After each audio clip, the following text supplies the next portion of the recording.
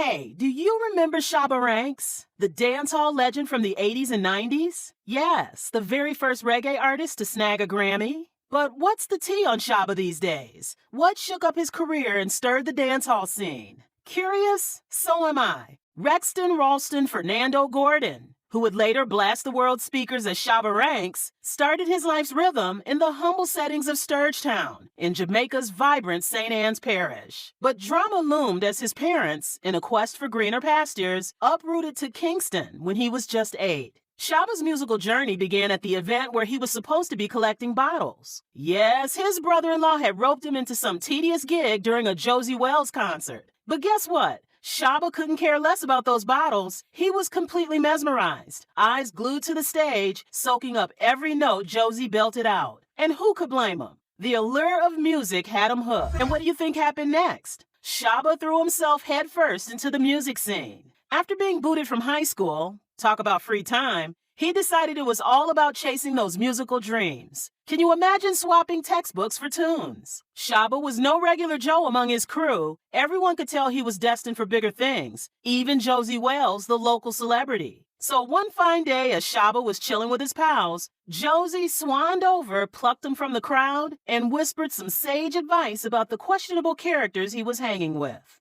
Josie, feeling all mentor-like, extended a golden ticket to Shabba, inviting him to the recording studio the next day. Shabba, who barely stepped foot in a studio before, was now about to enter the biggest one in the country. The poor boy was so giddy with excitement, he couldn't catch a wink of sleep that night. Josie was basically Shabba's fairy godparent, pitching his mad skills to the music mogul King Jamie. Imagine that, Jamie, who usually wouldn't glance twice at newbies, rolled the dice on a 16-year-old Shabba, and boom, a DJ star was born. Back in the day, Shabba went by the name Co-Pilot, talk about a sidekick vibe, and under this alias, he dropped his debut single, Heat Under Sufferer's Feet, in 1985.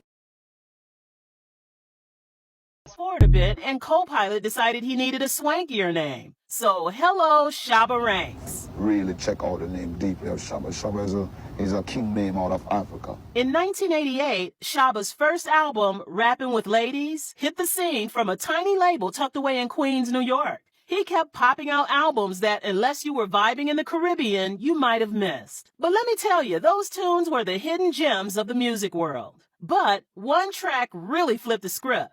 Dembow from his album Just Reality. The tune didn't just play music, it laid the bricks for a whole new genre. Check this scene: flowing suit, eyebrows on fleek, and bling that could blind. Visually, he was a knockout. But what really caught everyone's ears was his booming vocals mixed with trendy beats and hooks so catchy, they should come with a warning label. That combo scored him a sweet deal with Epic Records in the U.S. His debut with the label, the 1990 smash As Raw As Ever. Critics and fans ate it up. And it wasn't just the music buffet, it was the full course, featuring the chart-topping Trailer Load of Girls and a collab with British-Jamaican reggae legend Maxi Priest called House Call. This album wasn't just heard, it was celebrated. Oh, the reggae world spun on its axis when Shabba grabbed that Grammy for Best Reggae Album, not once, but twice. The man didn't just rest on his laurels, no, he came back the next year, guns blazing with another album, Extra Naked, which, let's be honest, is as bold as its title. This album wasn't just a collection of tracks, it was a treasure chest of gems like Tingling, Slow and Sexy, Ooh La La featuring the smooth crooner Johnny Gill, and the reggae fusion blockbuster, Mr. Loverman. This tune wasn't just any hit, it was the kind of smash that made waves far beyond Jamaica. Now, old school Shabba fans might have gotten a case of deja vu with Mr. Loverman, since it was a sizzling remake of Champion Lover, originally crooned by Deborah Glasgow. Speaking of whom, it's a bittersweet note that Deborah, a British Guyanese talent, left us too soon at just 29, after a tough battle with lymphoma. In a touching tribute, Shabba rebooted the song, this time featuring Chevelle Franklin. Between Grammy wins and hit singles, Shabba was soaring high that year, and let's just say, his career was as hot as his track.